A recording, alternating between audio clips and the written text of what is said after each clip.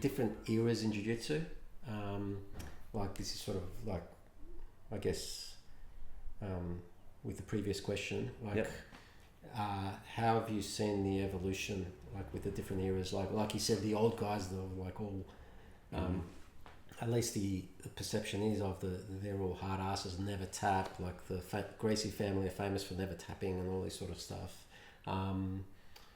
Versus I guess the current era of athletes coming through.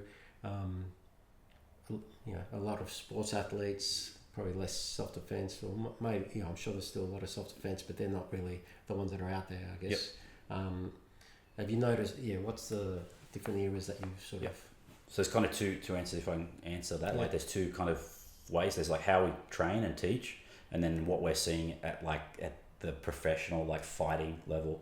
So probably the first one's easier for people to see. So before, and this is my perception based on my experience, and so I came late to the party as far as the overall timeline of jiu-jitsu.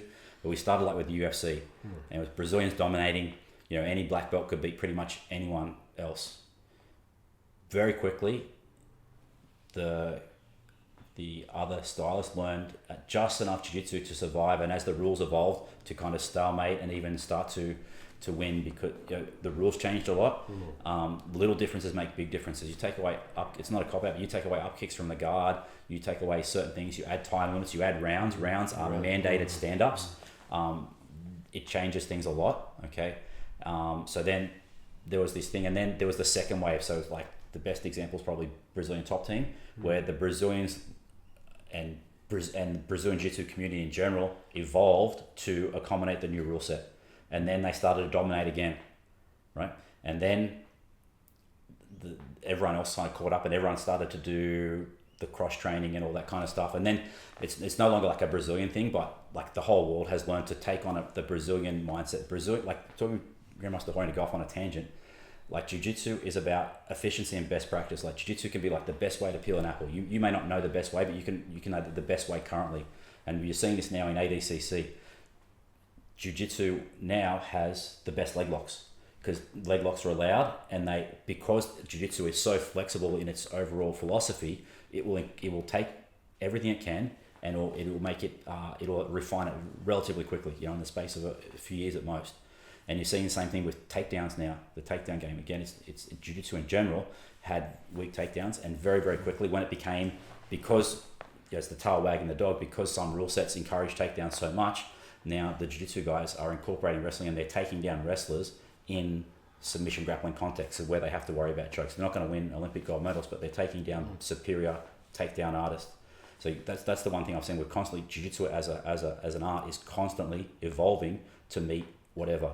One day Mark Zuckerberg is going to do a UFC with knives, say, and jiu-jitsu will evolve, and you will see people must train jiu-jitsu to win knives, or bare knuckle, or hands dipped in glass. Zuckerberg or Musk or someone like that is going to do a UFC, and like the same way as the UFC changed the world, ADCC, some rich guy came along and said, hey, do this, there'll be another one.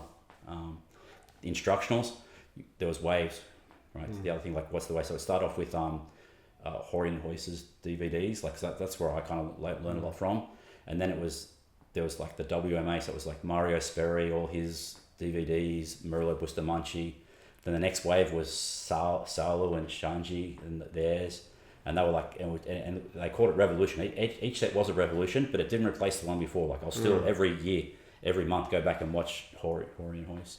Then Hiron Hanna came out with Gracie University, and now you've got BJJ Fanatics, Danaher and Craig Jones and Lachlan Giles. There's been like very distinct periods in instruction as well, and everyone has like kind of revolutionized the bleeding edge of like grappling technology. Yeah.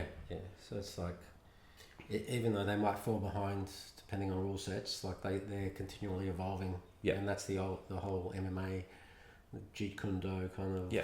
But if there's a bump in the night, you'll find yourself doing what Hori and Hoyce and Grandmaster Ali taught. Yeah, and you'll fall back to the base.